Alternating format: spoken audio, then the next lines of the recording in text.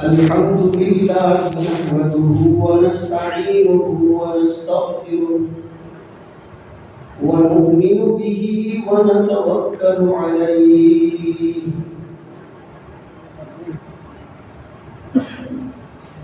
ونعوذ بالله من شرور أنفسنا ومن سيئات أعمالنا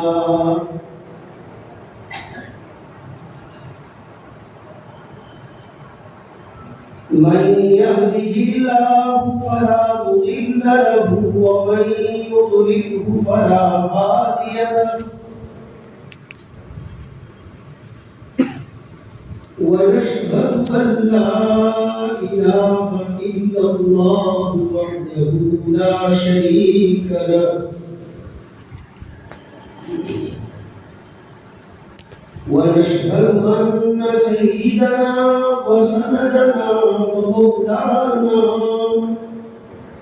محمدا عبده ورسوله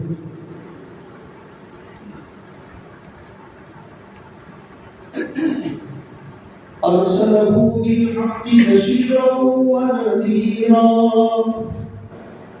وداعيا إلى الله بإذنه وسراجا منيرا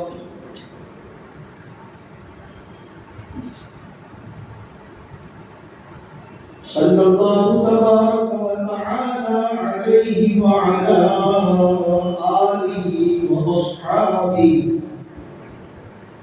وأزواجه وذرياته وأهل بيته وأهل طاعته وبارك وسلم تسليما كثيرا كثيرا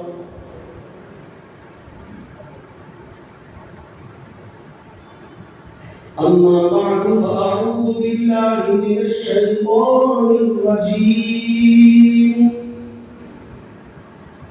بسم الله الرحمن الرحيم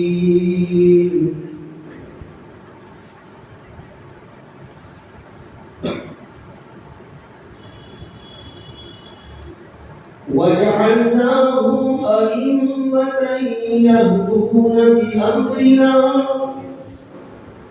وأوحينا إليهم فعل الخيرات وإقام الصلاة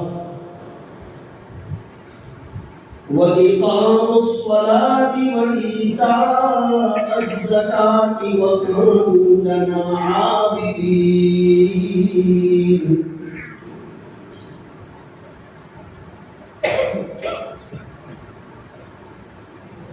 وقال تعالى في مقام آخر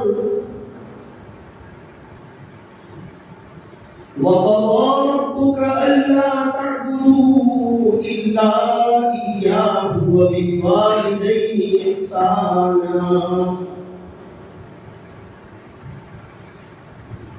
وقال تعالى إنما نطعمكم لوجه الله لا نريد منكم جزاء ولا شكورا صدق الله مولانا العظيم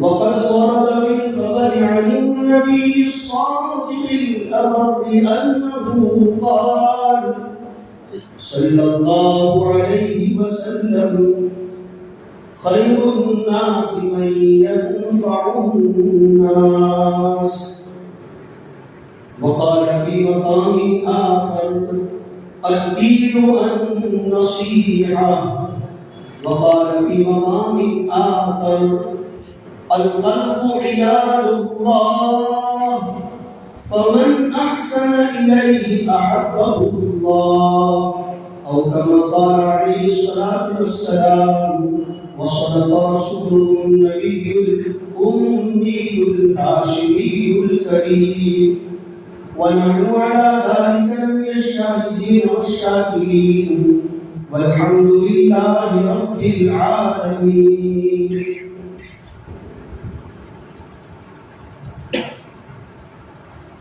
میرے محترم بزرگوں،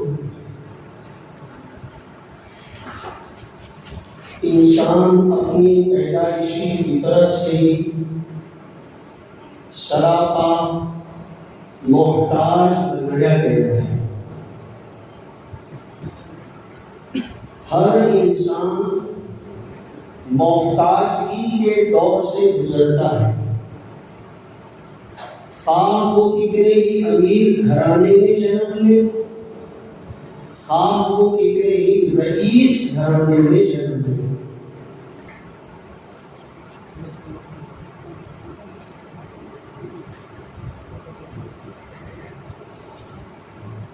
ہر انسان محتاجگی کے دور سے گزرتا ہے.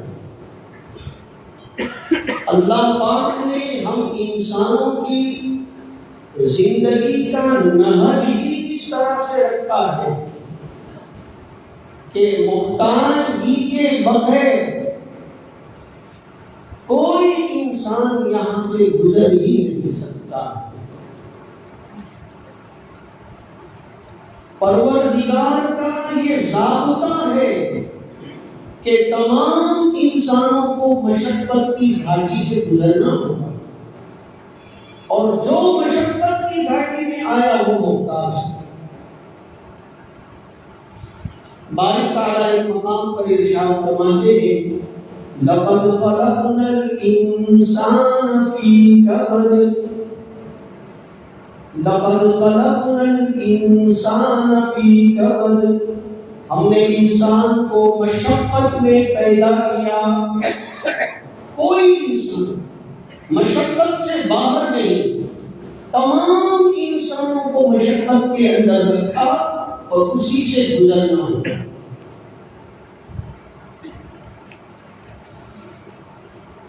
اللہ نے انسانوں کی یہ فطرت بیان کی. فطرت انسانی محتاجگی کا دوسرا نام ہے. آپ ابتدا دیکھیں انسان کی. جب انسان جنم لیتا ہے، بچہ جب پیدا ہوتا ہے، خواہ وہ کتنے ہی بڑے سائنسدان سائنٹیفک بیس پر اونچے معیار کو سر کرنے والے انسان کے گھر میں ہی کیوں نہ جنم لے،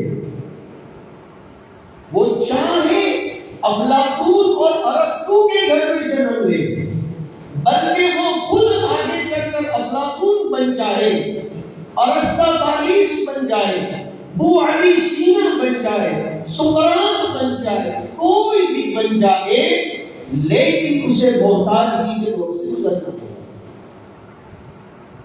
محتاجگی کے دور سے گزرنا ہو.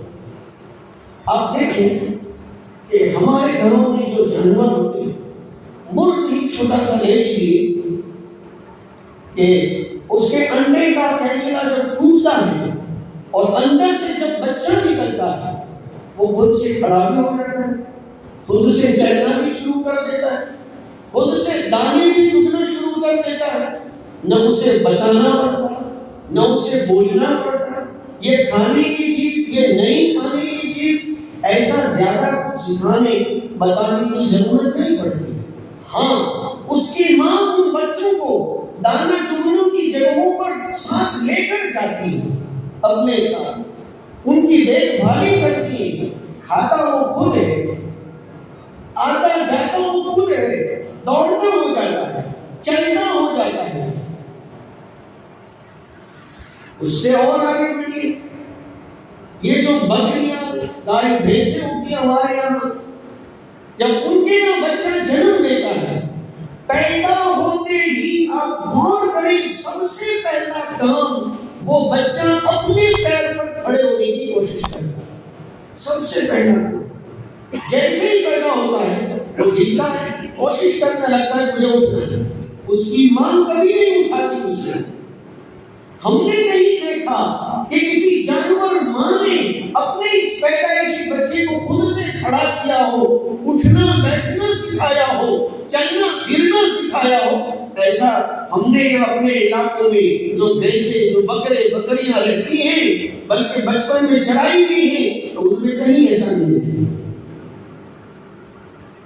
لیکن کیا کہیں سنا آپ نے کہ کوئی انسان ایسا بھی ہے جس نے پیدا ہوتے ہی فوراً اٹھنا شروع کر دیا ہو, ہاتھ میں ملائے اور بیٹھ گیا اور بیٹھنے کے ساتھ پھر کھڑا ہو گیا اور چلنا شروع کر دیا ہو. کم از کم میرے نہ اس علم میں نہ کہیں کوئی خبر سنی, نہ کسی اخبار میں پڑھا, نہ آج تک کسی کتاب میں پرانی قوموں کے حالات میں کہیں سنا یا پڑھا, نہ کسی سے سنا کہ انسان فلاں کے گھر میں بچہ پیدا ہوا, پیدا ہوتے ہی فوراً بیٹھ گیا, خود سے کوشش کی, اٹھ کے چلتا ہو گیا. اس کی ابتدا ہی سے محتاج بھی اس کے ساتھ جوڑ دی گئی. اسے بٹھانے والا کوئی ہوگا تو بیٹھے گا, بلکہ مائیں اپنے بچوں کو 4 مہینے 6 مہینے کے جب ہو جاتے ہیں تو گود میں بیٹھنا سکھاتے ہیں, بستر پر بٹھا کر چاروں طرف سے بڑی گودڑی بڑا لحاف رکھتے ہیں تاکہ یہ بیٹھ جائے اور بیٹھنا سیکھے. چند مہینے لگ جاتے ہیں حضرت انسان کو بیٹھنا سیکھنے میں, اور پھر اور مزید چند مہینے لگ جاتے ہیں اس دوڑتے بھاگتے حضرت انسان کو کھڑا ہونا سیکھنے میں. چلنا بھی بہت دور ہے. دیکھیے اتنی محتاجی, اور یہ ضابطہ سب کے لیے ہے, خواہ وہ امیر کے گھرانے میں جنم لے یا وہ غریب کے گھرانے میں جنم لے, شہری زندگی میں جنم لے یا دیہات کے جنگل میں جنم لے, کیسا بھی دور ہو, چاہے وہ 18ویں صدی میں جنم لیتا یا 15ویں صدی میں جنم لیتا, آج جنم لیا اگلے زمانے میں اگلی صدی میں جنم لے, فطرت انسانی یہی رکھی گئی, لا تبدیل لکلمات اللہ. اللہ نے جس فطرت پر دنیا کے نظام کو چلایا ہے اس فطرت میں اللہ کے اس فطرت میں کوئی تبدیلی نہیں کر سکتا. ملٹی وٹامن کی گولیاں کتنی بھی بڑھا دیں, گلوکوز کی سیریزیں سلائیاں کتنی ہی لگوا لیں, مگر وہ بچہ نہ خود سے بیٹھے گا نہ چلے گا نہ دوڑے گا, سکھانا پڑے گا. یہ انسانی زندگی جو احتیاج اور محتاجگی کی فطرت, یہ اس کی ابتدا ہے. اس کی انتہا بڑھاپے کو دیکھنی چاہیے. جب وہ بڑھاپے میں صاحب فراش ہو جاتا ہے اس کے حالات دیکھیے, پھر وہ اپنی اصل پر لوٹتا ہے. جب وہ بڑھاپے میں آ جاتا ہے تو وہ اپنی اصل حالت پر لوٹتا ہے کہ جیسا وہ بچپن میں محتاج تھا اب بڑھاپے میں پھر سے محتاجی اس کی لگنا شروع ہوتا ہے. اور اس محتاجگی سے انسان بہت ڈرتا ہے, لوگوں سے دعائیں کرواتا رہتا ہے کہ دعا کرنا اللہ چلتے پھرتے ہی اٹھا لے, دعا کرنا اللہ چلتے پھرتے ہی بلا لے, کسی کا محتاج نہ بنائے. آدمی اب ڈرتا ہے. تو انسانی زندگی بچپن سے لے کر بڑھاپے تک, پیدائش سے لے کر موت تک ایک دوسرے کے ساتھ محتاجگی کے معاملات رکھے ہیں. اللہ جوانی کا دور کیوں بھول جائیں ہم بیچ میں. یہ جوان اس کے ساتھ جیسے جیسے وہ جوان ہوتا ہے, فطرت کا ایک نظام ہے کہ جوانی کے جذبات اور خواہشات اس میں جوان ہوتے ہیں, جنم بھی لیتے ہیں اور جوان بھی ہوتے ہیں. ابھی اپنی ضرورت پوری کرنے کے لیے پھر محتاج. بعضوں کو خواہشات کا ایسا بھوت چڑھتا ہے, بس یہی ایک ہی چیز, میری شادی کرا دو, میری شادی کرا دو, میرے لیے جلدی سے لڑکی ڈھونڈو, میرے لیے جلدی سے لڑکی ڈھونڈو. ایسا معلوم ہوتا ہے کہ 24 گھنٹے ان کے دماغوں میں شہوت کا بھوت ہی بھرا رہتا ہے. ان کو اور کوئی دھرم دھندا ہی نہیں سوچتا. کتنے محتاج ہیں, یہ اپنی خواہش پوری کرنے میں محتاج, پریشان پریشان. کاش کوئی اللہ کی بندی حلال کی مل جائے اور میں اپنی ضرورت پوری کر کے اپنے جذبات کو تسکین بخشوں, سکون بخشوں. سکون پانے کے لیے یہ خواہشات کے جذبات نے اسے مجبور کر دیا ہے محتاجوں کے ایک بیوی پر. محتاج ہے. دوسرا ایک فرد آئے گا اس کی زندگی میں, اس کا ساتھ دے گا, تب جا کر کے اس کی جوانی کو سکون اور قرار ملے گا. اور پھر ضروریات زندگی، تمام کی تمام ضروریات زندگی گھر میں نہیں پیدا ہوتی. گیہوں گھر میں نہیں اگتا، چاول گھر میں نہیں اگتا. اور اگر مان لو کہ آپ کے کھیت میں گیہوں اور چاول ہو رہے ہیں تو سبزی کسی اور کے کھیت میں ہو رہی ہے. روئی کپڑا جس سے بنتا ہے وہ کسی اور کے کھیت میں اگ رہا ہے. وہ مشینریاں کسی اور کے کارخانے میں بن رہی ہیں. آپ ان کی مشینری کے محتاج، وہ آپ کے گیہوں چاول کے محتاج. آپ ان کی سبزی کے محتاج، یہ آپ کے اناج اور دال دلیے کے محتاج. اللہ پاک نے انسانی فطرت، انسانی زندگی اس انداز سے بنائی ہے کہ احتیاج کے راستے سے ہو کر ہی گزرنا ہے، محتاجگی سے ہوتے ہوئے ہی آگے بڑھنا ہے. اور محتاجگی کا علاج، محتاجگی کا حل یہ ہے کہ ہم ایک دوسرے کے ساتھ ہمدردی اور تعاون بھرا تعلق رکھیں. ہم ایک دوسرے کے ساتھ ہمدردی اور تعاون بھرا تعلق رکھیں تو پھر اللہ رب العزت کی مہربانی کام میں آئے گی اور انسانی زندگیاں سکون کے ساتھ گزرتی چلی جائیں. یا صرف اپنی اپنی دیکھ کرنے اگر لگ جائیں گے، میں صرف میرے گیہوں پکڑ کے بیٹھ جاؤں، وہ اپنی تور اور اپنی مونگ پھلی پکڑ کر بیٹھ جائے، وہ اپنا گنا اور اپنی شکرقند پکڑ کے بیٹھ جائے، تو میں روٹی تو کھاؤں گا، سالن نہیں ملے گا، اسے بھاجی تو ملے گی اور روٹلا نہیں ملے گا، اسے اور کچھ تو ملے گا اور کچھ نہیں ملے گا. اگر ہر آدمی اپنی اپنی سوچنے لگ جائے گا تو اسی طرح سے انسانی زندگی کا حال ہوگا کہ آدمی چاول تو ہے، سالن یا دال نہیں، دال تو ہے لیکن روٹی اور چاول نہیں. اور جس طرح سے یہ محتاجگی ہے ایسے ہی زندگی اور شعور. تو انسانی زندگی جب سراپا محتاجگی کا نام ہے تو اس کے لیے اللہ رب العزت نے انسانوں پر مہربانی کھاتے ہوئے انسانوں کو جہاں اپنی عبادت اور اپنی بندگی کا حکم دیا اور انہیں یہ حکم دیا کہ میرے بندے ہونے کے ناطے تمہیں نمازیں پڑھنی، روزے رکھنے، اسی طریقے سے میرے بندے ہونے کے ناطے ایک دوسرے کے ساتھ احسان کا برتاؤ بھی رکھنا ہے. احسان کا برتاؤ، احسان کا برتاؤ. وَبِالْوَالِدَيْنِ إِحْسَانًا، ماں باپ کے ساتھ احسان کا برتاؤ. اسی طریقے سے وَبِذِي الْقُرْبَى، قریبی رشتہ داروں کے ساتھ احسان کا برتاؤ. وَالْجَارِ الْجُنُبِ، آپ کے پڑوس میں رہنے والے پڑوسی، پہلو میں رہتے ہیں، آپ کے اگل بغل میں رہتے ہیں آپ کے پڑوسی، ان کے ساتھ احسان کا برتاؤ. وَالْجَارِ الْجُنُبِ وَالصَّاحِبِ بِالْجَنبِ، اور اسی طریقے سے آپ کے پہلو کے وہ ساتھی جو یا تو آپ کی بیوی ہے یا آپ کے کلاس کے ساتھی ہیں یا آپ کے مدرسے کے ساتھی ہیں یا آپ کے اسکول کے ساتھی ہیں یا آپ کے کمپنی کے ساتھی ہیں، ان کے ساتھ احسان کا برتاؤ. وَابْنِ السَّبِيلِ، اور آپ کے یہاں اگر کوئی پردیسی، کوئی مسافر باہر سے آئے ہیں، یہاں بچھڑ گئے ہیں، تو ان کے ساتھ احسان کا برتاؤ. یہ ایک نظام اللہ پاک نے دیا، یہ حسن سلوک، اس کو کہتے ہیں خدمت. اس کو کیا کہتے ہیں؟ خدمت. یعنی ان سب کے ساتھ ہمارا خدمت کا تعلق ہو.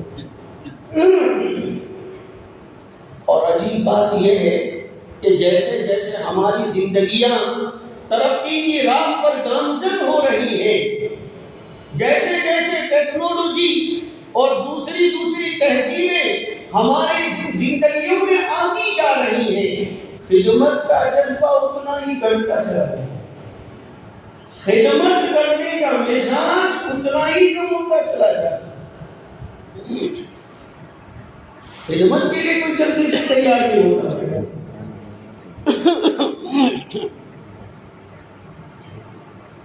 پچھلے ہفتے ایک جگہ پر جانا ہوا، وہاں ایک بڑی عالیشان قسم کی باغیچے کی جھونپڑی میں کھانا کھایا. کھانے کے بعد وہاں کے جو بڑے ذمہ دار عالم تھے وہ بتانے لگے کہ کچھ وقت پہلے ہمارے یہاں ایک بڑا پروگرام ہونے جا رہا تھا قوم کے بیٹے اور بیٹیوں کی ایجوکیشن پالیسی کو لے کر کے، تو ضرورت تھی کہ میں شہر کے چند ذمہ داروں کو ساتھ میں لے کر جانا ہے۔ تو کہا کہ مفتی صاحب آئے اور قوم کی ہمدردی اور قوم کی باتیں اور سب سمجھایا، اور کہا کہ بستی کے چند ذمہ داروں کو ساتھ میں آنا ہے۔ تو بے تکلف ایک ذمہ دار نے کہا کہ جو مفتی صاحب، دیکھو مفتی صاحب کے آپ کہہ رہے بڑے مفتی صاحب، آپ کو تو لوگ اسٹیج پر بٹھا دیں گے، ہم رہے غریب عوام، ہمیں تو لوگ نیچے بٹھا دیں گے، جب اخبار میں تصویریں چھپے گی تو آپ کی آئے گی، ہماری تو آئے گی بھی نہیں، جانے میں ہم بھی شریک تم بھی شریک، خرچے میں ہم بھی شریک تم بھی شریک، اور اسٹیج پہ تم اور اخبار کے فوٹو میں تم اور ہم نہیں، تو ہم کائے کو آئے بھائی، ہم کیوں آئے؟ ہاں اگر ہمیں بھی اسٹیج پر بٹھانے والے ہو اور ہمارے بھی اخبار میں فوٹو آنے والے تو ہم بھی خرچہ کریں گے اور آئیں گے۔ تو ہمارا حال یہ ہے کہ جہاں لابھ ملے گا تو سیوا کریں گے، بینا اگر میوہ نہیں دکھے تو سیوا بھی نہیں کرتے۔ خدمت ہمارا معاملہ سیوا کا میوے کے ساتھ وابستہ ہے، جہاں میوہ ملتا ہے وہاں سب سیوا کے لیے پہنچ جاتے ہیں، جہاں میوہ نظر نہیں آتا بلا سوکھی ڈالی ہے تو پھر وہاں سیوا کرنے کوئی نہیں چاہتا۔ یہ عجیب معاشرہ ہے، یہ ہمارے معاشرے میں یہ چیز پتہ نہیں کیسے آنے لگ گئی۔ ہمارے بعض بڑھوں کا حال ہم دیکھتے ہیں کہ ان کا خدمت کا ملنساری کا ایسا مزاج کہ ان کے گاؤں میں ان کی جان پہچان کا کوئی بھی آیا، ان کے گھر سے وہ چائے کے ٹائم پہ چائے، کھانے کے ٹائم پہ کھانا، پانی کے ٹائم پہ پانی، رات کے ٹائم پہ سونا، کسی کو بھی اپنے گھر سے بغیر خدمت کیے جانے ہی نہیں دیتے تھے۔ ایسے بہت سے ہمارے بزرگان دین ہمارے سماج میں، ہمارے رشتہ داروں میں آپ کو تلاش کریں گے، ملیں گے۔ اور اب ہمارا حال یہ ہوتا چلا جاتا ہے کہ اگر پتہ چلے کہ میلے میں آ رہا ہے تو پہلے دن فون کرے تو سائلنٹ کر دیتے، اٹھانے کا نہیں، خالی گالی کون چاہے پلائن ہو رہا ہے ان کے خاطر، ہم کہیں کو نیورے بنے ان کے خاطر، ہمارے اوپر ان کا کون سا ایسا احسان ہے کہ ہم ان کی خدمت کریں۔ حالانکہ یہ احسان کا حکم، یہ دینی خدمات کا حکم یہ اللہ کی طرف سے حضرات انبیاء کرام جو اگلے زمانوں میں گزرے ان کو بھی تھا۔ پہلی آیت جو آپ کے سامنے پڑھی گئی اس میں اسی کا تذکرہ ہے، حضرات انبیاء کرام میں ابراہیم علیہ السلام کا ذکر ہے، اسحاق علیہ السلام کا ذکر ہے، اسی طریقے سے یعقوب علیہ السلام کا ذکر ہے، وَوَهَبْنَا لَهُ إِسْحَاقَ وَيَعْقُوبَ نَافِلًا وَكُلًّا جَعَلْنَا صَالِحِينَ، یہ اللہ کے برگزیدہ پیغمبر تھے۔ وَأَوْحَيْنَا إِلَيْهِمْ، اللہ فرماتے ہیں وَجَعَلْنَاهُمْ أَئِمَّةً يَهْدُونَ بِأَمْرِنَا، ہم نے ان کو مقتدا اور انبیاء بنایا، انسانیت کی ہدایت کا کام کرتے تھے، ہم نے ان کو یہ حکم دیا تھا کہ نیک کام میں آگے بڑھنا ہے، اپنے آپ کو عبادت کی بات نہیں تھی، آگے تذکرہ ہے، نماز کا، زکوٰۃ کا، عبادت کا آگے تذکرہ ہے، وَإِقَامَ الصَّلَاةِ وَإِيتَاءَ الزَّكَاةِ وَكَانُوا لَنَا عَابِدِينَ۔ تو اب یہ فعل الخیرات کون سے افعال تھے؟ علماء مفسرین نے لکھا ہے کہ یہ خدمت خلق کے کام تھے، یہ خدمت خلق کے کام تھے۔ جناب نبی اکرم صلی اللہ علیہ وسلم کا تعارف یہ نہیں ملے گا کہ آپ لمبی لمبی نمازیں پڑھتے تھے، یہ نہیں ملے گا، یہ نہیں ملے گا کہ آپ بکثرت روزے رکھتے تھے، یہ نہیں ملے گا، روزانہ ایک قرآن ختم کرتے تھے، یہ نہیں ملے گا، یہ نہیں ہے انبیاء کا تعارف۔ جناب نبی اکرم صلی اللہ علیہ وسلم پر جب وحی نازل ہوئی آپ گھبرائے ہوئے ہیں، آپ کپا رہے ہیں، گھر پر آئے کہہ رہے زملونی زملونی، مجھے جلدی سے لحاف اڑھاؤ، گھبراہٹ تاری ہے، کپکپی تاری ہے، آپ کو بہت زیادہ اڑھایا گیا۔ ماں خدیجہ رضی اللہ تعالیٰ عنہا نے آپ کو تسلی دی، دلاسا دیا۔ جب تھوڑا طبیعت بحال ہوئی دریافت کیا کیا معاملہ پیش ہے، کیا ماجرا پیش ہے؟ تو کہا کہ جی یہ فرشتے آئے تھے اور اس فرشتے نے مجھے بٹھا کر اللہ کی ربوبیت سمجھائی، اب اللہ کے نبوت کے سلسلے کو سمجھایا اور زمین و آسمان میں اللہ کے عجائبات مخلوق سمجھائے، مجھے توحید سمجھائی گئی، نبوت اور رسالت سمجھائی گئی، اور نبوت اور رسالت کے بعد پھر مجھے اگلے ان انبیاء کرام پر ایمان قبول کروایا گیا اور اللہ پر کلمہ پڑھایا گیا، اور پھر مجھے یہ کہا گیا کہ اب آپ اوپر تشریف فرما ہو۔ وہ ایک مسئلہ لے کر آئے تھے، مجھے اس پر بٹھا کر کے کہا گیا کہ اللہ کی طرف سے نبی آخر الزمان جو آنے والے تھے وہ آپ کو مقرر کیا جاتا ہے، اور سب سے پہلے آپ کی نبوت پر میں کروں، اور اس طرح مجھے نبی بنایا گیا اور مجھے حکم دیا گیا کہ آپ اپنی نبوت پر کلمہ پڑھیں۔ میں نے اپنے نبی ہونے کا کلمہ پڑھا، مجھے تو سمجھ میں نہیں آ رہا ہے کہ یہ کیا ماجرا ہے۔ مجھے تو ایسا لگ رہا ہے کہ کہیں میں ہلاک نہ ہو جاؤں، اتنی گھبراہٹ ہے۔ ماں خدیجہ کبریٰ رضی اللہ تعالیٰ عنہا فرماتی ہے کلا، ہرگز ایسا نہیں ہونے چاہے گا، اللہ ایسا ہونے ہی نہیں دیں گے، واللہ لا یضیعک اللہ، اللہ کی قسم خدا تمہیں کبھی بھی ضائع نہیں ہونے دیں گے۔ کیوں؟ انک لتصل الرحم، آپ کی شان تو ہے رشتہ داروں کے ساتھ، قرابت داروں کے ساتھ صلہ رحمی کرنا، یہ آپ کی فطرت ہے۔ بھلا رشتہ داری کے ساتھ حسن سلوک آپ کرتے ہو، قرابت داروں کے ساتھ رشتہ داری کا معاملہ کرتے ہو، اور اللہ آپ کو ضائع کر دے، یہ تعارف کروایا ہے۔ نبی کی شان یہ سمجھائی گئی، پیغمبر علیہ السلام کی شان یہ سمجھائی گئی کہ نبی کی صفات میں سے ہے کہ انک لا تصل الرحم۔ آگے فرمایا وَتُقْسِمُ الْمَعْدُومِ وَتُعِينُ عَلَى نَوَائِبِ الْحَقِّ، آپ تو ایسے لوگ جو معذور ہیں، محتاج ہیں، کمانے نہیں جا سکتے، ان کے لیے کما کر محنت کر کے آپ ان کے گھروں کو اناج پانی پہنچانے کا کام کرتے، غریب کے چولہے جلنے کا کام کرتے، بھوکوں کو کھانا کھلاتے ہیں۔ آپ تو ایسے لوگ کے جو معذور ہیں ان کا تعاون کرتے ہیں، مجبور و محتاجوں کی مدد کرتے ہیں۔ ایسے کام کرنے والے کو بھلا اللہ نبی نہ بنائے تو کیا بنائے؟ یہ ہے انبیاء کرام علیہ السلام کی شان، یہ آپ کی بنیادی وہ صفات کہ جس کے ہوتے ہوئے اللہ رب العزت نے آپ کو مقام نبوت والے منصب پر فائز فرمایا، اور یہی انبیاء کرام کی شان تھی، یہی انبیاء کرام کی شان تھی۔ اللہ نے حکم دیا تھا وَأَوْحَيْنَا إِلَيْهِ فِعْلَ الْخَيْرَاتِ، ہم نے تو انہیں نیک کاموں کے کرنے کا حکم دیا، وہی بیچ کر کے کہ انسانی سماج کی فلاح اور بہبودی کے خاطر تمہیں اپنے آپ کو انسانیت کی خدمت میں اپنے آپ کو لگائے۔ یہ شرط تھی، خدمت کا معاملہ تھا۔ ہماری زندگیوں میں دیکھیں ہم خدمت میں کہاں ہیں، خدمت والا عمل ہی ہم سے معاشرے سے تصور ہی اس کا نکلتا چلا جاتا۔ کتنے ایسے نوجوان آج کی دنیا میں موجود ہیں، ہو سکتا ہے اس مجمع میں بھی ہو، جنہیں یہی نہیں معلوم ماں باپ کے پیر دبانا بھی نیکی کا کام، جنہیں یہی احساس نہیں اپنے ماں باپ کے قدم پیر دبانے کی بھی انہیں توفیق نہیں۔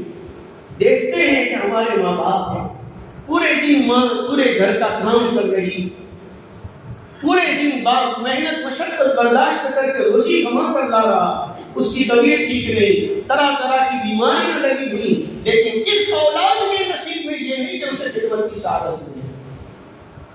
کیا توقع رکھی جائے اس معاشرے سے؟ آپ دیکھیے تو صحیح، کیسا عجیب معاملہ ہے، کیسا عجیب دور ہے۔ حضرت معاذ بن جبل رضی اللہ تعالیٰ عنہ بڑے جلیل القدر صحابی ہیں، بڑے ہونہار اور بڑی صلاحیت و صفات والے ہیں، امام العلماء سمجھے جاتے ہیں، امام المفتیین، تمام مفتیان کرام، تمام علماء اعظام کے یہ سردار اور امام ہیں۔ جناب نبی اکرم صلی اللہ علیہ وسلم نے فرمایا معاذ بن جبل امام العلماء یوم القیامت برتبۃ او رتبتین، او کما قال علیہ الصلوۃ والسلام کہ یہ معاذ، یہ جو نوجوان عالم ہے، یہ کل کو قیامت کے دن اللہ رب العزت ایک جگہ پر علماء کرام کو عزت کے خاطر جمع فرمائیں گے، سارے علماء ایک میدان میں جمع ہوں گے، اور معاذ بن جبل رضی اللہ تعالیٰ عنہ کو ان کا امام بنا کر کے ان سے اتنا دور اللہ تعالیٰ اعزاز میں کھڑا دیں گے جتنے دور میں ایک تیر چلایا جائے اور دور جا کر کے گرے، اتنا اتنا فاصلے پر اللہ ان کا استقبال فرمائے کہ وہ امام ہوں گے۔ یہ معاذ بن جبل رضی اللہ تعالیٰ عنہ فتح مکہ کے موقع پر جناب نبی اکرم صلی اللہ علیہ وسلم نے ان کو مقرر کیا تھا کہ آپ مکہ میں چند دن رہو اور چند دن رہ کر کے یہاں مکہ والوں کو قرآن سکھاؤ۔ اس سے پہلے جناب نبی اکرم صلی اللہ علیہ وسلم نے انہیں یمن کی جانب بھیجا تھا داعی بنا کر کے کہ آپ دعوت کی مشن پر جائیے اور یمن والوں میں دعوت دیجیے۔ یمن کے لوگ نرم دل ہیں، عیسائیت ان کے پاس پہلے سے موجود ہے، آپ اگر ان کو سمجھاؤ گے تو ایمان قبول کرنا ان کے لیے آسان ہوگا۔ چنانچہ وہ یمن گئے تھے۔ جب آپ علیہ السلام حجۃ الوداع میں تشریف لائے تو وہ یمن سے واپس آئے تھے، اور پھر آپ علیہ السلام نے وہاں مکہ میں کچھ وقت فتح مکہ کے موقع پر جب آپ تشریف لائے تو وہ یمن سے واپس آئے۔ آپ نے مکہ میں رہنے کو کہا کہ کچھ وقت مکہ میں رہو، قرآن سکھاؤ۔ حضرت انس فرماتے ہیں کہ 4 انصاری صحابہ نے حضور کے زمانے میں جتنا قرآن اترا ان کے سامنے وہ پورا انہوں نے حفظ کیا تھا۔ ان 4 میں سے ایک معاذ بن جبل تھے۔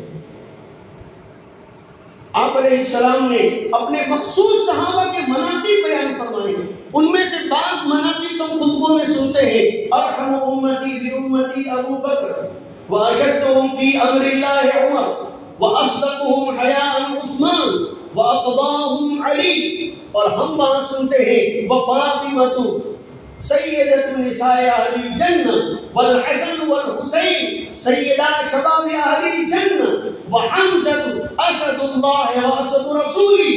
آپ نے آگے اور بھی ارشادات فرمائے ہیں، وافرضهم زید بن ثابت واقرأهم ابی بن کعب واعلمهم بکتاب اللہ معاذ بن جبل۔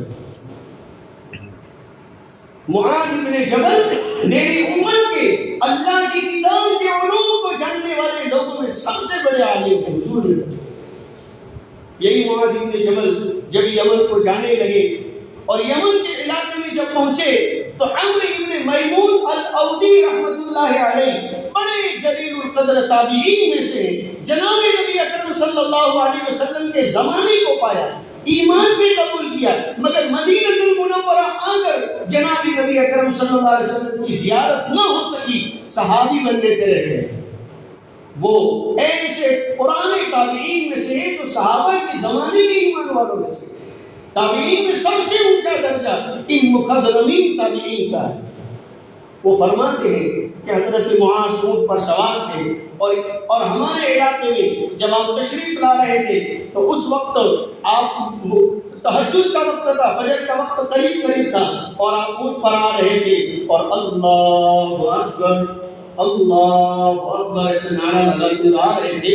وہ فرماتے ہیں کہ میں نے ایک تو صحابی رسول جناب نبی اکرم صلی اللہ علیہ وسلم کی صحبت و تربیت یافتہ، اور پھر اللہ نے صحابہ میں وہ کشش رکھی تھی، حضور کی دعائیں تھی، وہ معیار زندگی بنا دیے گئے تھے، مشعل ہدایت بنائے گئے تھے، حضور نے ان کو نمائندہ نمونہ بنا کر کے بھیجا تھا، اللہ کی طرف سے مقبولیت و محبت ڈال دی گئی تھی، مجمع اپنے ٹھنڈ ان کے استقبال کو تھا۔ یہ عمرو ابن میمون فرماتے آگے بڑھ گئے اور حضرت معاذ سے چلتے، فرماتے القیت محبتی علیہ، ان کی محبت اللہ نے میرے دل میں ایسی راسخ کر دی، فلزمتہ وما فارقتہ حتی دفنتہ بالشام۔ فرماتے ہیں کہ بس وہ پہلی ملاقات میں ان سے ایسا چمٹ گیا، خادم بن کر ان کا خادم بن کر رہنے لگا، یہاں تک کہ وہ یمن سے ملک مدینہ آئے، میں بھی ان کے ساتھ خدمت میں چلا آیا، وہ مدینہ سے ملک شام کو چلے گئے، میں بھی خادم بن کر ان کے ساتھ ملک شام چلا گیا، یہاں تک کہ جب ان کا انتقال کا وقت ہوا اور ملک شام میں تو میرے پہلو میں ان کا انتقال ہوا اور میں نے ان کو ملک شام میں اردن کے علاقے میں دفن کیا، زندگی پوری لگا دی ان کی خدمت۔ اور فرماتے ہیں کہ میں نے حضرت سے انتقال سے پہلے پوچھا کہ آپ چند گھڑیوں کے مہمان ہیں اور پھر دنیا سے چلے جائیں گے، میں کس کے پاس جاؤں، کس کی خدمت میں رہوں، کب اپنی دکان کھولوں یہ نہیں، میں کب بڑا بنوں یہ نہیں، مجھے آپ کسی علاقے کا ذمہ دار اور بڑا مقرر کر دیجیے یہ نہیں۔ آپ اندازہ لگائیے، زندگی کے قیمتی 20 سال گزار سال کا زمانہ حضرت معاذ بن جبل رضی اللہ تعالیٰ عنہ کی خدمت میں گزار دینے کے بعد انتقال کے وقت یہ پوچھ رہے ہیں کہ حضرت آپ کے بعد میں کس کی خدمت میں وقت گزاروں؟ تو آپ نے فرمایا کہ یہ عراق میں کوفہ تم چلے جانا، کوفہ میں عبداللہ ابن مسعود ہوا کرتے ہیں، ان کے پاس چلے جانا۔ اب یہ انتقال ہوا اور تدفین ہوئی، تدفین سے فارغ ہوئے، بوریا بستر اٹھایا اور سیدھے کوفہ کا سفر۔ فرماتے ہیں کہ عبداللہ ابن مسعود رضی اللہ تعالیٰ عنہ کے ساتھ میں چمٹ گیا، اور ان کا انتقال جب ہوا میں نے ان کو کوفہ میں دفن کیا، تب تک میں ان سے کبھی جدا نہیں۔ اندازہ تو لگائیں، یہ واقعہ میرے اور آپ کے سننے کے لیے چند منٹ کا ہے، لیکن اس کے پیچھے کی حقیقت کو تصور کریں کہ انہوں نے اپنے آپ کو کتنا کھپایا ہوگا، اپنے آپ کو کتنا لگایا ہوگا اور کتنا قربان کیا ہوگا۔ یہ تو ایک تابعی ہے اور ایک صحابی ہے، دونوں کے درمیان لہو کا رشتہ نہیں ہے، صرف اس بنیاد پر کہ یہ بڑے عالم دین ہیں، ان کی خدمت کو سعادت سمجھ کر اپنے آپ کو اتنا لگایا ہے۔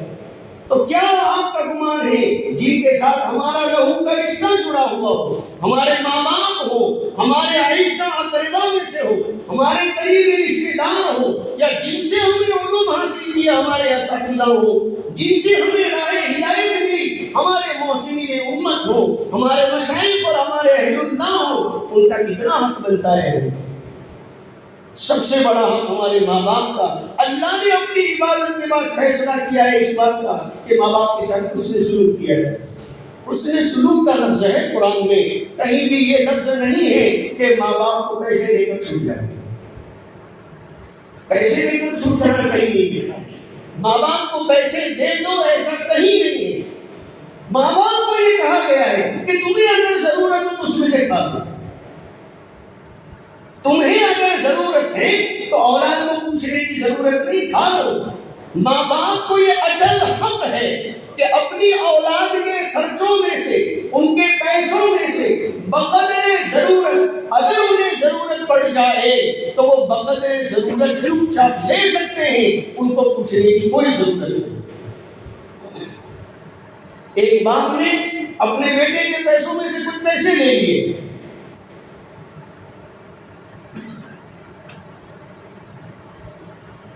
اب یہ بیٹا آتا ہے، دیکھتا ہے میرے پیسے کم ہو گئے ہیں، پوچھتا ہے کس نے لیے؟ باپ نے لیے۔ کیسے بغیر پوچھے آپ نے لے لیا؟ یہ تو چوری کا جرم سمجھا جا سکتا ہے۔ آپ علیہ السلام کے پاس لے کر آئے، حضور کے سامنے معاملہ رکھا گیا کہ یہ اس طرح کا معاملہ ہو رہا ہے، تو آپ علیہ السلام نے سمجھایا کہ یہ تو تھوڑا لیا ہے، تو تیرا سارا مال اس کا ہے۔ انت ومالک لابیک، تو اور تیرا سارا مال وہ سب تیرے باپ کا ہے، وہ پورا بھی اگر ضرورت پڑنے میں خرچ کر دے، اسے پوچھنے کی کوئی ضرورت نہیں اور تجھے بولنے کا کوئی حق نہیں۔ کتنا بڑا مقام، کتنا بڑا مقام ہے، آپ اندازہ لگائیں کہ تو اور تیرا سارا مال اگر تیرے باپ کو ضرورت پڑ جائے اور اس کے خرچ کرنے میں لگ جائے تو سارا لگ جائے، نہ اسے پوچھنے کی ضرورت اور نہ تجھے کچھ بولنے اور کچھ کہنے کا حق۔ انت ومالک لابیک، کتنا بڑا مقام ہوتا ہمارے ماں باپ کا ہم کو۔ یاد رکھیے یہ نوجوان نسل جن کی ابھی شادیاں نہیں ہوئی، جنہوں نے اپنے بچے بڑے نہیں کیے، انہیں معلوم نہیں ماں باپ کا مقام کیا ہوتا ہے۔ وہ تو جب ہمارے یہاں اولاد آئے گی اور ہمارے بچے جب راتوں کو ہمیں جگائیں گے، راتوں کی نیند کی جب قربانیاں دلوائیں گے، اس وقت ہمیں احساس ہوگا کہ اس سے بھی کئی گنا زیادہ ناز و نعمت سے ہمارے ماں باپ نے ہمیں پال کے بڑا کیا۔ اور آج کی نوجوان نسل چھوٹے بچوں کو پال کے بڑا کرتے بولتے بیوقوف، بڑھاپے میں سیوا کریو، نہیں تو ماروں گا برابر تیرے کو، اب دیکھتا نہیں کتنے خدمت کرتا ہوں تیری۔ اور ہمارے ماں باپ نے کبھی ایسا نہیں کہا تھا کہ بڑھاپے میں خدمت کریو نہیں تو ماروں گا، ایسا کبھی نہیں کہا۔ انہوں نے تو کبھی سوچا بھی نہیں، کبھی توقع بھی نہیں رکھتے، بلکہ ماں باپ کی تو ہمیشہ دعائیں رہتی کہ اولاد جہاں کہیں رہے سکھی اور خوشحال رہے، ان کی خوشی میں ہم خوش، ہمارا ہم جیسا بھی یہ جی لیں گے۔ وہ تو یہ سوچ رکھتے ہیں، وہ یہ سوچتے ہیں۔ ماں باپ جب دیکھتے ہیں کہ بہو بیٹے کو بہت پریشان کر رہی ہے اور بیٹے کے الگ رہنے میں بیٹے کی زندگی خوش ہوگی، تو وہ ایک بہو کی بنیاد پر بیٹے کو اپنا گھر الگ بسانے دے دیتے اور کہتے ہیں بیٹا تو اپنی زندگی چین سے گزارنے سخی سے تو گزار لے، ہم ہمارا کچھ بھی کر لیں گے، ہم ہمارا کچھ بھی کر لیں گے۔ جس نے اپنی زندگی کا قیمتی ترین دور، قیمتی ترین دولت، قیمتی ترین سرمایہ ہماری تعلیم و تربیت اور پرورش کی خاطر خرچ کیا ہو، وہ بڑھاپے کی دہلیز پر خدمت کے محتاجگی کے زمانے میں جب وہ نانے شبینہ زمانے کے محتاج ہوں، ایسے حالات میں یہ ماں باپ کا جگر ہے جو یہ کہتے ہیں کہ بیٹا ہم ہمارا جی لیں گے تو سکھی سے رہے۔ یہ ماں باپ کا جگر ہے، کسی اور کی یہ مجال نہیں، یہ اتنی اونچے کردار کی بلندی کسی اور کا شوق نہیں، یہ اولاد کا کمال ہی نہیں کہ اتنے اونچے بلند کردار کا کوئی نمونہ اپنے اور ماں باپ کی خاطر پیش کر دیے۔ اسی لیے تو کہتے ہیں کہ تو اور تیرا ماں باپ، تیرا ماں جو کچھ بھی ہے وہ سب تیرے ماں باپ۔ اور ہمارا حال، ہماری زندگیوں کا جائزہ لیں، کتنا ہم نے اپنے ماں باپ کو ستایا، کتنا ان کو دکھی کیا۔ یاد رکھیے گا مرتے وقت کلمہ مشکل ہو جاتا ہے ایسے لوگوں کو جو اپنے ماں باپ کے نافرمان گزرے ہوتے ہیں اور اپنے ماں باپ کو ناراضگی کی حالت میں قبر پہ اتارتے ہیں۔ ہم نے تو اپنے قریبی لوگوں میں یہ دیکھا ہے اور آنکھوں دیکھا واقعہ سناتا ہوں میں آپ کو ایک، ہم نے اپنے قریبی لوگوں میں دیکھا ہے۔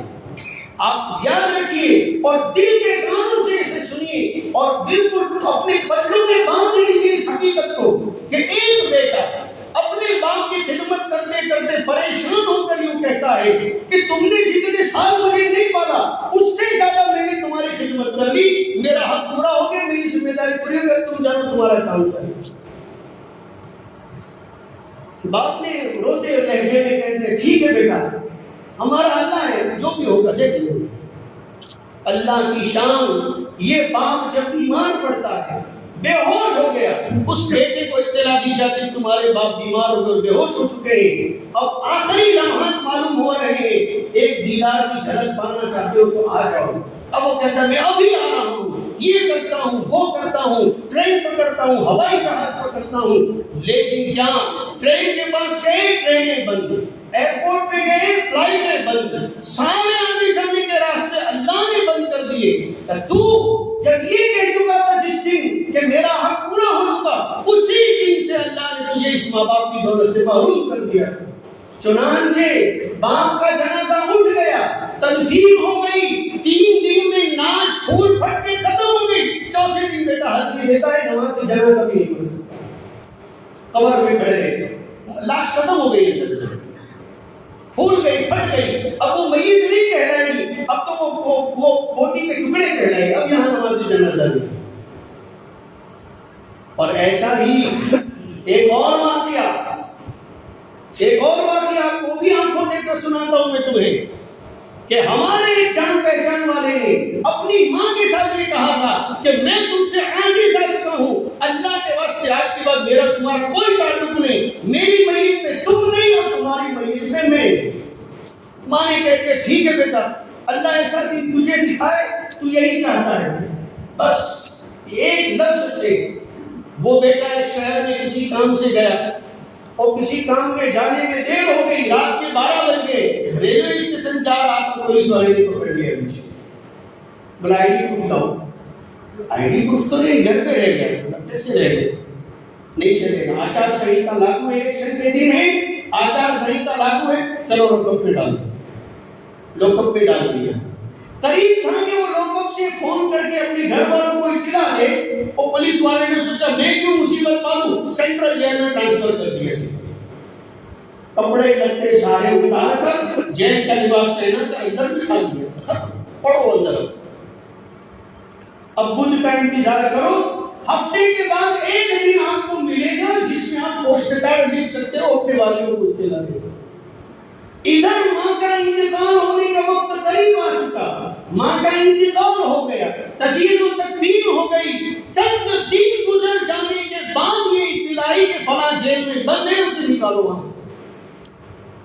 اسے نکال کر سیدھا قبرستان پر لے جا کر کہا گیا کہ یہ تیری ماں کی قبر ہے جس پہ اتنے دن گزر چکے کہ اب نماز جنازہ بھی نہیں ہو سکتا۔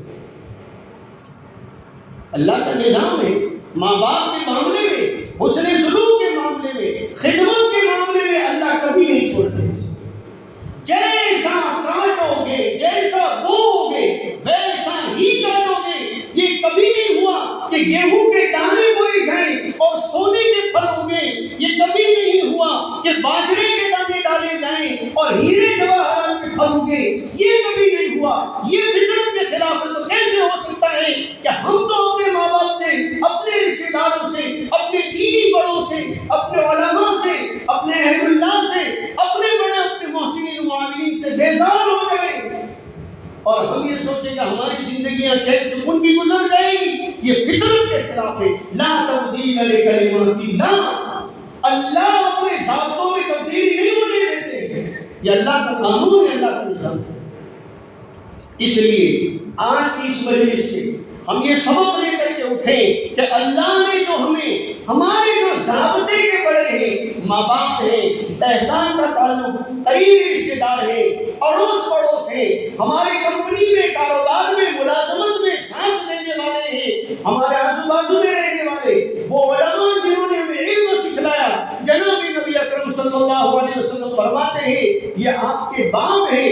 حضور نے فرمایا 3 باپ ہوتے ہیں، ایک وہ جو جنم کا سبب بنتے، دوسرے وہ جو علم کا سبب بنتے، اور تیسرے وہ جو آپ کو بیٹی دیتے اپنی۔ آپ کے سسر، ہمارا تو حال بڑا عجیب و غریب ہے، جہاں کسی کو برے تہذیب سے بلانا وہاں سسر کا لفظ لے آتے۔ ایسا معلوم ہوتا ہے کہ ہمارے معاشرے کا بدترین لفظ ہی یہی ہے۔ بلا سسر آپ گالی دے رہا تھا، ڈنٹا کیوں، سیدھا یہ لفظ لاتے ہیں۔ یعنی جو باپ کا لفظ ہے وہی ہم نے اتنا غیر مہذب بنا دیا ہے کہ کسی کو برے انداز میں بلانا ہو تو وہی سسر کا لفظ لے آتے ہیں، جسے میرے آقا نے باپ کا درجہ دیا۔ یہ ضابطے کے بڑے ہیں، یہ ہمارے، ان کا حق ہے جس کا چکانا ہم پہ ضروری ہے۔ وفی اموالہم حق معلوم للسائل والمحروم۔ ہمارے علاقے کے غربا، ہمارے علاقے کے یتیم، ہمارے علاقے کے مساکین، ہمارے علاقے میں پردیسی آنے والے مسافرین، ان سب کا اللہ نے ہم پر حق رکھا ہے۔ ان کے ساتھ احسان کا معاملہ کرنا، احسان کا معاملہ، حسن سلوک، یعنی انہیں پیسوں کی ضرورت ہو تو پیسوں سے تعاون کیا جائے، پیسوں کی ضرورت نہیں، ہمدردی کے 2 بول کی ضرورت ہو تو ہمدردی کا برتاؤ رکھا جائے۔ ان کو اگر دلاسے کی ضرورت ہو تو دلاسا دیا جائے۔ دلاسا اور تسلی دینا بھی بہت بڑا کام ہے۔ اور بعض اولاد ہوتی ہے، اب یار بہت ہی جانتے ہیں روز کا تمہارا رہا، روز پیر دکھتا ہے، روز پیر دکھتا ہے، کیا لگا رکھا ہے یار تم نے، صبر کرتے نہیں تم۔ ارے بھائی یہ کوئی بات نہیں، وہ بیچارے تکلیف میں تبھی تو روز بول رہے ہیں، روز تکلیف میں تو روز بولتے، پاگل تھوڑی نہ ہے، یا پاگل کتے نے کاٹا تھوڑی نہ ان کو، بلا بس تمہارا چالو، گھر میں گھسے اب تمہارا چالو، بیٹا یہ ہو رہا ہے، بیٹا وہ ہو رہا ہے۔ ارے بھائی ہم بچپن میں تھے، ہم جب چھوٹے تھے تو گھر میں داخل ہوتے ہی قبل اس کے کہ ہم کچھ کہتے، ہمارے ماں باپ شفقت سے گود میں اٹھا لیتے اور ہمیں پوچھتے بولتے کیا رے تجھے کیا ہو رہا ہے، کیا حال ہے بیٹا تم؟ راتوں کو اٹھ جاتے، وہ ہمیں یہ تسلی دیتے بیٹا کچھ نہیں ہوگا، سو جا۔ اور آپ کو معلوم ہے ماں باپ اپنی معصور اولاد کے پیچھے 10 سال 20 سال، وہ 20 سال کے بالغ اولاد کے منہ زیر ناف خود صاف کرتے ہیں، پیشاب پخانہ خود دھلاتے ہیں، اور جب انتقال ہو جاتا ہے تو روتے اور کہتے ہیں میرے گھر کی رحمت چلی گئی۔ اور ہمارا حال یہ ہوتا ہے کہ بڑھاپا بچھونے پر پڑتا ہے، ہم لوگ ان کو کہتے رہتے دعا کرنا اللہ ان کے حق میں رحم فرمائے۔ یعنی یہ جلدی چلتے بسے، بولتے کیا ہے وہ ہم کو ان کا دکھ دیکھنا نہیں چاہتا، بولے اس لیے چلتے بسے تو اچھا کر کے آگے کی گھڑی آرام کی تو پائے۔ یعنی اولاد اور ماں باپ کے کردار کا تفاوت تو دیکھیے کہ ماں باپ کس امید پر کہ کل کو میرا منا اچھا ہو جائے گا، 20 سال در ٹھوکریں کھاتے اس کی خدمت کرتے ہیں، اور مر جانے پر روتے ہیں اور کہتے ہیں میرے گھر کی رحمت چلی گئی۔ اور یہ اولاد 2 سال بھی خدمت کرنے کو تیار نہیں ہوتی، دعائیں کرواتی رہتی ہے کہ ان کے حق میں اتنا بہتر کرے، آپ دعا کرو۔ میرے بھائیوں یہ زندگی ہے، یہ زندگی ہے جس کی ابتدا یہ کھیتی ہے اور جس کی انتہا یہ اس کی کٹائی کا دور ہے۔ اس لیے ہو کے نئی نسل کو قدم رکھنا چاہیے، اپنے اوپر آنے والے حقوق کو پہچاننا چاہیے، ان کے ساتھ احسان کا برتاؤ کرنا چاہیے، جہاں دلاسے کی ضرورت ہو دلاسا دو، تسلی کی ضرورت ہے تسلی دو، خدمت کی ضرورت ہے خدمت کرو، مالی تعاون کی ضرورت ہے مالی تعاون کرو۔ یہ سارے کے سارے نیکی کے وہ کام ہیں جن پر اللہ رب العزت نے انبیاء کرام علیہم الصلوۃ والتسلیمات کی زندگی کی بنیادیں قائم فرمائی۔ نبوت ملنے سے پہلے انبیاء کی زندگیاں اٹھاؤ گے تو یہ سارے امور پاؤ گے، آپ یہی ساری چیزیں پاؤ گے، امانت داری پاؤ گے، دیانت داری پاؤ گے، خیر خواہی پاؤ گے، مہمان نوازی پاؤ گے، اخلاص والی خدمت پاؤ گے۔ اور حضور کی تو تعلیمات ہی یہی، مدینہ المنورہ میں جب آپ ہجرت فرما کر تشریف لے گئے، مدینہ المنورہ میں آپ پہنچے ہیں اور گلی گلی میں خبر پہنچ رہی ہے، شور ہو رہا ہے کہ مکہ میں جو نبوت کا دعویٰ کرنے والے نبی تھے وہ ہجرت کر کے مدینہ آئے ہیں۔ عبداللہ ابن سلام رضی اللہ تعالیٰ عنہ فرماتے ہیں میں اپنے کھجور کے پیڑ کے اوپر باغ میں کھجور کے درخت پر چڑھا ہوا تھا اور خادم نے نوکر نے آ کر کے میری پھوپھی نیچے بیٹھی ہوئی تھی، اسے جب یہ کہا کہ وہ نبی آ گئے جنہوں نے نبوت کا مکہ میں دعویٰ کیا تھا اور ہجرت کر کے آنے والے تھے وہ آ چکے ہیں، تو کہا میں تو حیران رہ گیا، خوشی کے مارے بے چین کہ کب اپنے کام سے فارغ ہو جاؤں اور آپ علیہ السلام کے پاس جاؤں۔ وہ فرماتے ہیں کہ میں اپنی آسمانی کتاب تورات میں دیکھ کر کے آپ علیہ السلام کے سلسلے کی جتنی نشانیاں تھیں وہ ساری جان چکا تھا، ان کی پوری تحقیق کر چکا تھا، اور میرے دل نے یہ گواہی دی تھی کہ یہ جو آنے والے ہیں یہ ہرگز جھوٹے نہیں ہو سکتے ہیں، لیکن آنکھوں سے دیکھا نہیں تھا تو سوچ رہا تھا ایک بار دیکھ لوں تاکہ پکا کنفرم ہو جائے۔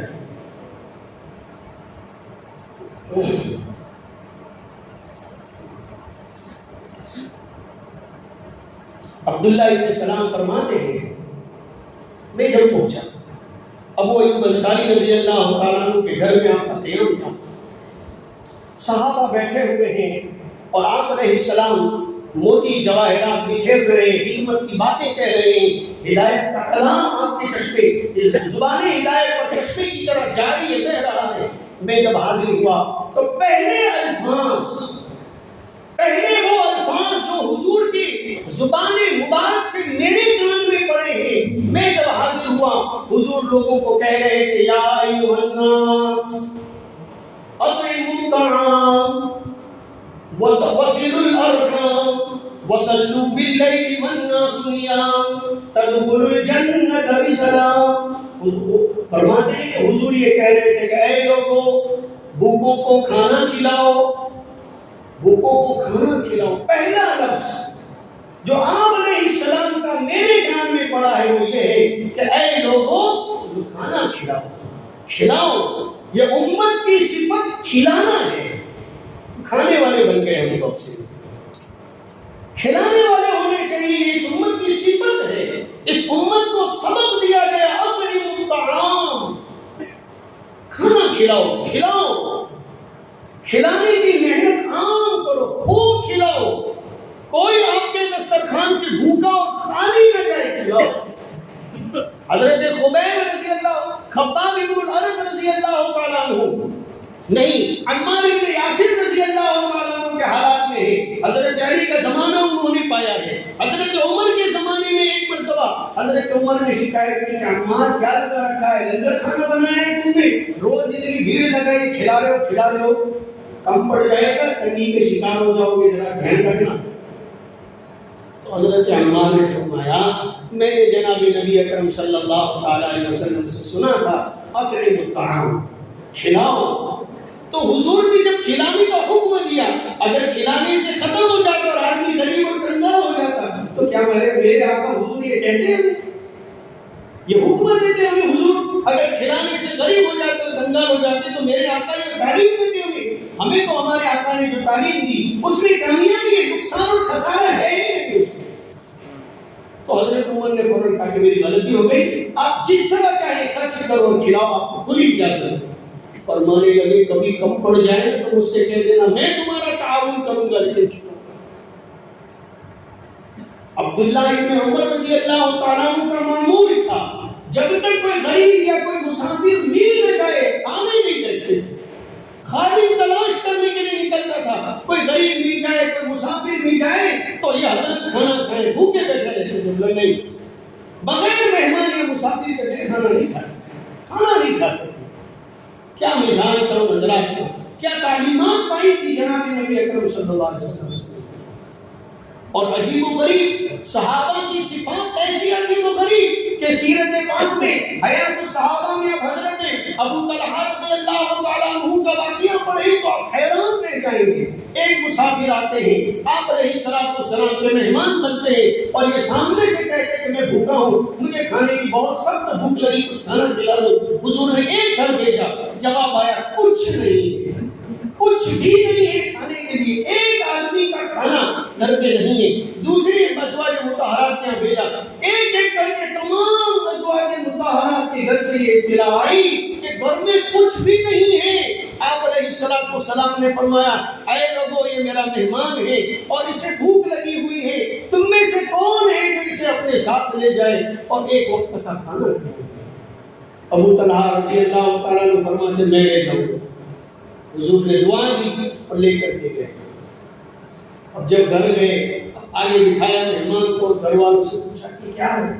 بولا اپنے لیے تو کچھ نہیں ہے, صرف یہ بچے جو چھوٹے چھوٹے معصوم ہیں ان کا پیٹ بھر جائے اور وہ نیند سے سو جائے, صرف اتنا کھانا گھر میں ہے. بولا یہ بھی بہت ہے, ایک کام کرو, ایک پانی کی ہانڈی اور ابالنے لگا دو اور بچوں کو بہلاؤ کہ دیکھو عمدہ چیز پکنے والی تمہیں کھلائیں گے اور تم سنانے کی کوشش کرو. اور یوں انہوں نے اپنے بچوں کو, جگر گوشوں کو بہلا بہلا کر تسلی دے دے کر کے انہیں سنا دیا. اب وہ ایک آدمی کھا سکے اتنا کھانا. یہ اپنے اہلیہ کو کہتے ہیں کہ میں جب مہمان کے ساتھ بیٹھ جاؤں کھانے کے لیے تو ایسی صورت میں تم چراغ کو بجھا دینا اور ٹھیک کرنے کے بہانے سے چلی جانا, میں ایسے منہ ہلاتا رہوں گا جیسا کہ میں کھانا کھا رہا ہوں. اور یوں دونوں میاں بیوی اپنے اولاد سمیت پوری رات فاقہ تو برداشت کر لیا, حضور کی نسبت پر آنے والے مہمان کو بھوکا جانے دے گا گوارا. اللہ کو یہ ادا اتنی پسند آ گئی کہ اگلے دن قبل اس کے کہ ابو طلحہ حضور کے پاس پہنچے, قرآن کی آیت اتر آئی تھی وَيُؤْثِرُونَ عَلَىٰ أَنفُسِهِمْ وَلَوْ كَانَ بِهِمْ خَصَاصَةٌ, کہ یہ وہ لوگ ہیں جو باوجود خود محتاج ہونے کے, باوجود ضرورت مند ہونے کے, سخت بھوک اور فاقے کی حالت کے باوجود بھی اپنی ذات پر دوسروں کو ترجیح دیتے ہیں.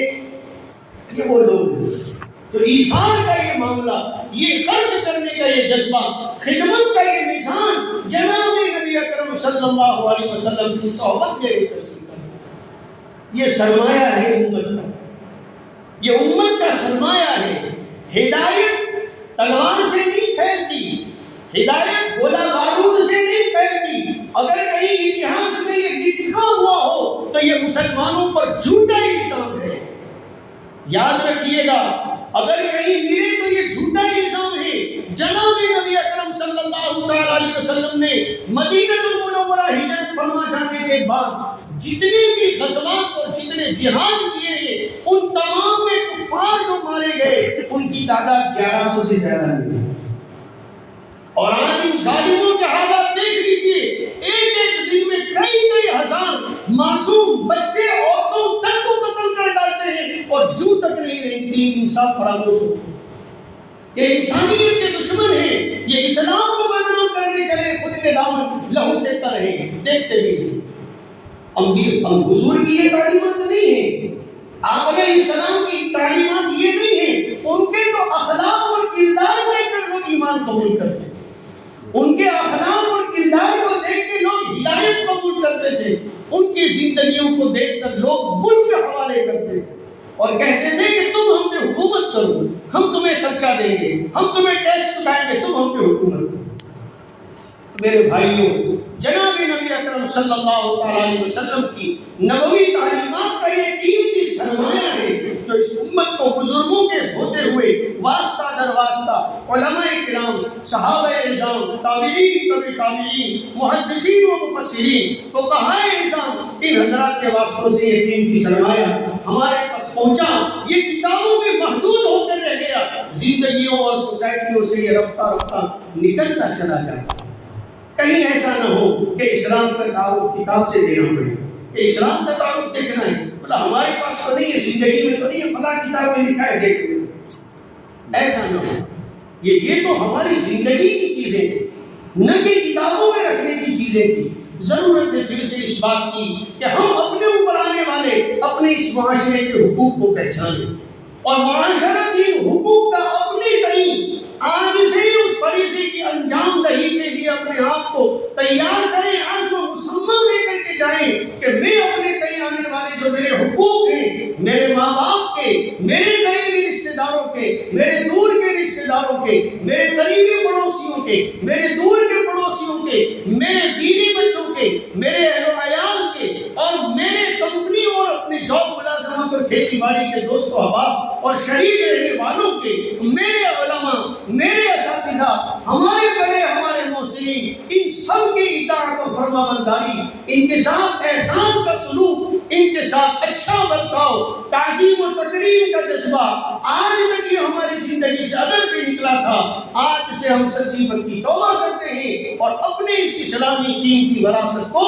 اپنی زندگی میں زندہ اور جاری و ساری کریں گے، ایسا عزم اور ارادہ لے کر کے جائیں کریں گے انشاءاللہ العزیز۔ اللہ رب العزت ہمیں عمل کی توفیق عطا